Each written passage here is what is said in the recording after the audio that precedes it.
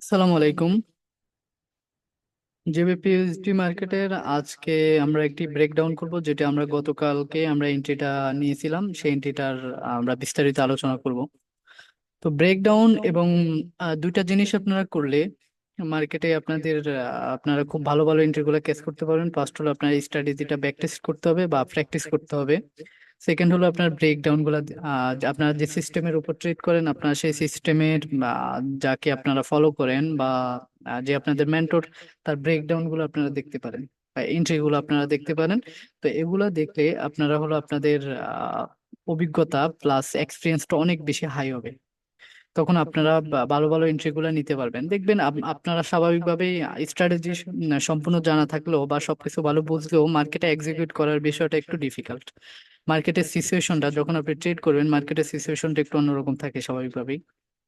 তো এই সিচুয়েশনটাকে আপনি কন্ট্রোলে আনার জন্য আপনাকে অবশ্যই প্র্যাকটিস করতে হবে, প্লাস আপনার ব্রেকডাউনও দেখতে পারেন, এবং ব্রেকডাউন গুলা দেখে আপনারা অনেক এক্সপিরিয়েন্স গেইন করতে পারেন। তো আমরা হলো আজকে জিবিপিএইচডির এই মার্কেটের এই এন্ট্রিটা আমরা ব্রেকডাউন করব। তো আমরা কি কি লজিকের উপর বেস করে এন্ট্রিটা আমরা এক্সিকিউট করলাম আমরা সেটা দেখবো আর কি। তো দেখেন যে এখানে আমরা এটা আমি একটু ডিলিট করে দেই, দেন আমরা একটু হায়ার টাইম ফ্রেম থেকে মার্কেটটা দেখি, যে হায়ার টাইম ফ্রেম থেকে আমরা দেখলে টোটালি জিনিসটা বুঝতে পারবো। আর আপনারা সাপ্লাই ডিমান্ড প্লাস স্ট্রাকচারের উপর ট্রেড করতে হলে তো হায়ার টাইম ফ্রেম থেকে একটু লোয়ার টাইম ফ্রেম থেকে এসে এরপর এন্ট্রি গুলা নেওয়াটাই বেটার। তাহলে আপনি একটা বায়াস তৈরি করে দেন আপনি এন্ট্রি নিতে পারবেন। তো দেখেন যে স্টিল মার্কেটটা সাপ্লাই ডিমান্ডকে কতটা রেসপেক্ট করতেছে। দেখেন যে সাপ্লাই ডিমান্ডের উপর বেস করে যদি আপনারা ট্রেড করেন, তাহলে আমি আশা করি যে খুব দ্রুতই আপনারা একটা ভালো রেজাল্ট দেখবেন, যে আপনার ট্রেডিং এ একটা ভালো পরিবর্তন আসতেছে। তো দেখেন যে এখানে মার্কেটটা ডিমান্ডে ট্যাপ করে দেন, মার্কেটটা উপরের দিকে উঠে গেল। এরপরে এখানে আবার এখানে আমাদের ডিমান্ড ডিমান্ডে ট্যাপ করে দেন, মার্কেটটা উঠে গেল। এরপরে আবার মার্কেট দেন এখানে অর্ডার ফ্লোতে ট্যাপ করছে, এই মুভটা এটা অর্ডার ফ্লোতে ট্যাপ করে দেন উঠে গেছে। দেন আবার এটা একটা ইম্পালসিভ মুভ ছিল, ব্রেকআউট স্ট্রাকচার হলো, দেন আবার একটা কারেকশন দিল, কারেকশন দিয়ে এখানে আবার ডিমান্ডে আসে ট্যাপ করলো, ডিমান্ডে ট্যাপ করার পর এখন আবার স্টিল একটা কি চলতেছে, এটা একটা বুলিশ একটা র্যালি চলতেছে। দেখতেছেন যে ডেইলি ক্যান্ডেল গুলো সব বুলিশ ক্যান্ডেল দিয়ে দিয়ে মার্কেটটা উঠে গেছে উপরের দিকে। তো এখন দেখেন আরেকটু শর্ট টাইম ফ্রেমে আসলে, যখন আমাদের এই ডেইলি টাইম ফ্রেমে আমাদের ডিমান্ড জোনটাতে আসলো, তখন আপনার আমার প্রিভিয়াস ব্রেকডাউন গুলা দেখলে বুঝতে পারবেন যে এখানে যখন সুইপ হয়েছে, সুইপ হওয়ার পরে দেন এখানে বুলিশ ব্রেক দিল, ফার্স্ট ব্রেক দেন পর সেকেন্ড ব্রেক। এরপরে দেখেন যে মার্কেট স্টিল এটা বুলিশ উঠতেছে, আপসাইডের দিকে মার্কেটটা উঠতেছে। এখন মার্কেটটা স্টিল এখানে আছে। এখন দেখেন আপসাইডে একটা সাপ্লাই জোন আছে, এখন এই সাপ্লাই জোন থেকে মার্কেটের একটা রিয়েকশন আশা করি। তো আশা রাখি যে মার্কেট অ্যাটলিস্ট এই সাপ্লাই জোনে যাবে, দেন এখান থেকে হয়তো বা একটা রিয়েকশন আমরা পাইতে পারি। তা এখন দেখেন, এখন এই যে মার্কেটটা এখানে ফার্স্ট ব্রেক দিয়ে উঠে গেল, দেন আবার সেকেন্ড ব্রেক দিল। সব সময় এখানে কন্ট্রোলটা কিন্তু এখন ডিমান্ডের হাতে। তো সব সময় আপনারা দেখবেন যে আসলে মার্কেটের কন্ট্রোলটা কার হাতে আছে। ঠিক আছে, মার্কেট স্টিল বুলিশ বুঝলাম, কিন্তু বুলিশ তো হইতেছে, তো বুলিশটা হইতেছে তার মানে হলো এটা একটা ডিমান্ডকে কন্ট্রোল করে যাচ্ছে, বা ডিমান্ডের উপর মার্কেটের সম্পূর্ণ কন্ট্রোলটা এখন ডিমান্ডের হাতে। তো যখন আবার একটা ডাউন ট্রেন্ড থাকে, তখন দেখা যায় যে মার্কেটের কন্ট্রোলটা সাপ্লাইয়ের উপর থাকে। আর কিছু সময় আবার এরকম হয় যে ডাইরেক্টলি আপনার বুলিশ এরকম রেলি হতে থাকে, যে যেখানে কোনো ডিমান্ড কেউ ট্যাপ করে না, ডাইরেক্টলি মার্কেট উঠে যায় সোজা, বা দেখা গেল উঠে গেল, ওটা কোনো ডিমান্ড রেসপেক্ট করে না। বা ডিমান্ড রেসপেক্ট করে না মিনস হলো যে ডিমান্ডে আসে, যে আইসা যে কারেকশনটা দেওয়ার কথা, ওই কারেকশনটাই দেয় না। তো দেখেন এখানে কিন্তু স্টিল মার্কেটটা ডিমান্ডের হাতে কন্ট্রোল এখন পর্যন্ত। এই যে দেখেন এখানে মার্কেট আমাদের এটা একটা ডিমান্ডে রেসপেক্ট করে উঠে গেছে। দেন আবার এটা ডিমান্ডে রেসপেক্ট করে উঠে গেছে। এরপর এটা ডিমান্ড, ঠিক আছে। একেবারে ডিমান্ডকে কন্ট্রোল, মার্কেটের টোটালি কন্ট্রোলটা ডিমান্ডের হাতে। এখন যেখানে এখানে যে এই ঘটনাটা ঘটছে, এই ঘটনাটা এখানে দেখলে দেখবেন যে এখানে কিন্তু মার্কেটকে ডিমান্ডকে কিছুটা ব্রেক করছে, অর্থাৎ উইপস করছে বা সুইপস করছে ডাউন সাইডের দিকে লিকুইডিটি নিয়ে। এখন মার্কেটটা এখানে এই যে আমাদের মার্কেটে এখন এখানে দেখতেছি যে 4 আওয়ার টাইম ফ্রেমের ভালো একটা বুলিশ ফিনবার টাইপ একটা ক্যান্ডেল ক্লোজ দিছে এখানে। সেটা বাদ দিলাম। এখন আরেকটু শর্ট টাইম ফ্রেমে যদি আসি, 50 মিনিট টাইম ফ্রেমে, যেটা আমরা এন্ট্রিটা নিয়ে আমরা কথা বলবো, এই এন্ট্রিটা নিয়ে আমরা কথা বলবো, ঠিক আছে। এন্ট্রিটা নিয়ে আমরা কথা বলবো। তো দেখেন, এন্ট্রিটা নিয়ে কথা বলার আগে এখানে যদি দেখি যে মার্কেটটা কিছুটা এই যে বেয়ারিশ হয়েছে 50 মিনিট টাইম ফ্রেমে, 50 মিনিট টাইম ফ্রেমে একটা বেয়ারিশ একটা শিফট দিছে, ডাউন সাইডে দিয়ে একটা মুভ দিচ্ছে।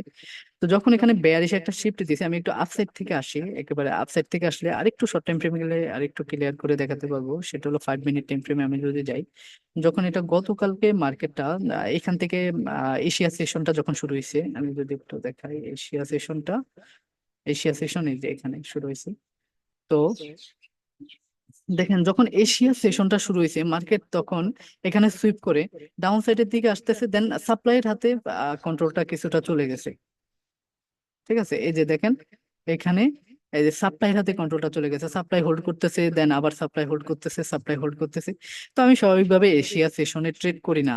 তো আমার এখানে একটা এন্ট্রি ছিল এশিয়া সেশনে, যদি ট্রেড করতাম তাহলে এখানে একটা ট্রেড ছিল যেটা হলো মার্কেট সাপ্লাই কে কন্ট্রোল করতেছে, মিনস হলো আমি এখান থেকে, তার মানে এখন মার্কেট যেহেতু সাপ্লাই হাতে, তো সেহেতু আমার এখানে একটা এন্ট্রি থাকে। তো আমি এন্ট্রিটা এক্সিকিউট করি না, অবশ্য আমি চার্টেই ছিলাম, বাট আমি রুলস মেনটেন করছি যে যেহেতু আমি এশিয়া সেকশনে ট্রেড করি না, তার মানে আমি এন্ট্রিটা আমি নেই নেই। ঠিক আছে, এরপরে দেখেন যখন লন্ডন সেশন আবার আসলো, মানে এই যে এখানে এখানে যে দেখেন লন্ডন সেশন ওপেন হয়েছে। তো লন্ডন সেশন ওপেন হওয়ার পরেও স্টিল মার্কেট এখনো সাপ্লাইয়ের হাতে। এখানে আমার 50 মিনিট টাইম ফ্রেমের যে আমার ডিমান্ড যে জোনটা, এই যে ডিমান্ডটা ব্রেক করে ফেলছে, দেখেন ডিমান্ডটাকে ফেল করে ফেলছে। ঠিক আছে, ডিমান্ডের হাতে যে কন্ট্রোলটা ছিল 50 মিনিটের, সেই কন্ট্রোলটা চলে গেছে। ঠিক আছে, এরপর এরপর মার্কেটটা নিউ ইয়র্ক সেশন শুরু হইলো।